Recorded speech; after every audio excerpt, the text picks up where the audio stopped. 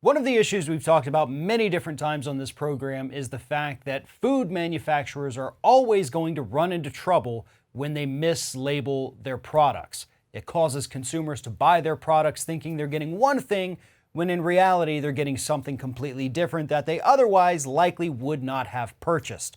And when companies get in trouble for this, there's typically a settlement right around the corner. Sometimes it takes a little bit longer than others. But I'm joined now by Scott Hardy from Top Class Actions to tell us about some of the latest settlements regarding mislabeled food products. Scott, thank you very much for being with me today.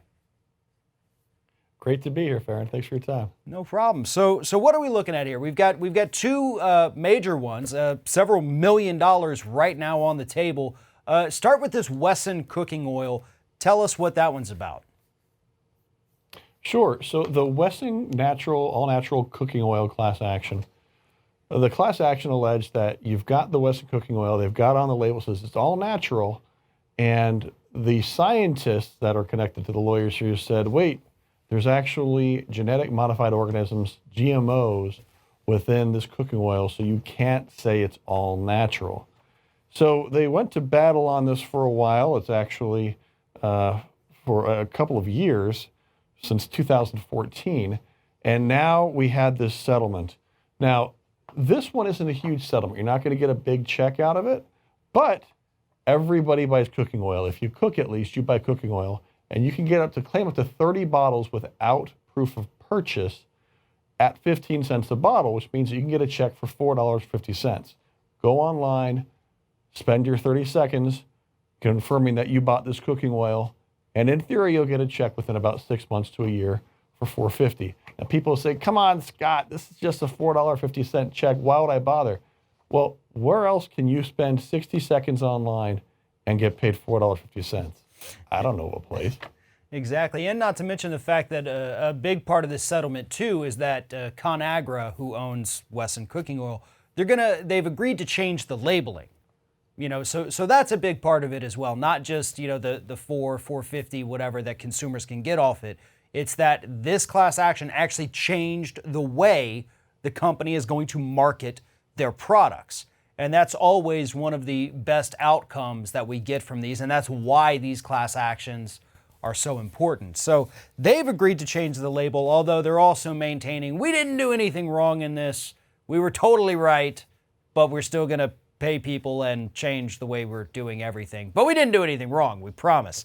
There's another one here. You and I have actually spoken about this before, the Kombucha Whole Foods, Health Aid, selling this kombucha, marketing it as non-alcoholic. It's actually got a decent amount of alcohol in it. So explain this settlement to us. Sure. So the Whole Foods Kombucha class action settlement, just like you said, they would say that, no, it's not alcoholic, there's no alcohol in it. Oh, actually, to say that, you have to have less than 0.5% alcohol. And they were way over that, according to the scientists that were running this settlement. So this one's a bit better for consumers. Just like you said, it's not just about putting money in people's pockets. It is about changing how they are marketing. And so in this one, yes, they are changing the label. If you bought the Whole Foods Health Aid Kombucha, you can get up to $80 if you have proof of purchase. Say you still have your Whole Foods receipts. If you save those, if you have credit card receipts, statements that show that you're shopping at Whole Foods, those could very well work. Up to $80 back for this one, or $40 without proof of purchase.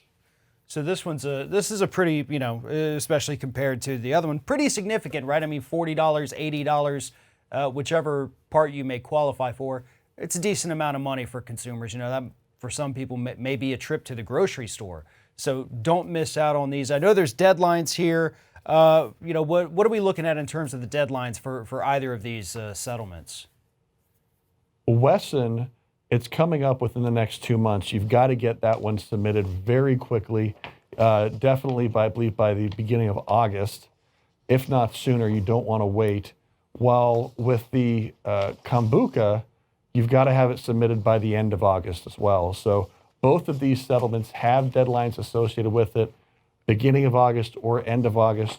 Don't miss out, because once that deadline ends, if you submit your claim after, if you're even able to, because a lot of times they're just shut down on the website, there's no guarantee that you're going to be included. Absolutely. And if you have purchased any of these products, want information on the class action, or to go ahead and sign up for it, follow the links in the description of this video. Both of them, one for the Wesson oil, one for the Kombucha. Both are in the description of this video. And while you're over there at Top Class Actions, make sure you subscribe to their weekly newsletter. It's one of the best resources available for consumers to stay alert of which products they need to avoid and which settlements they may qualify for.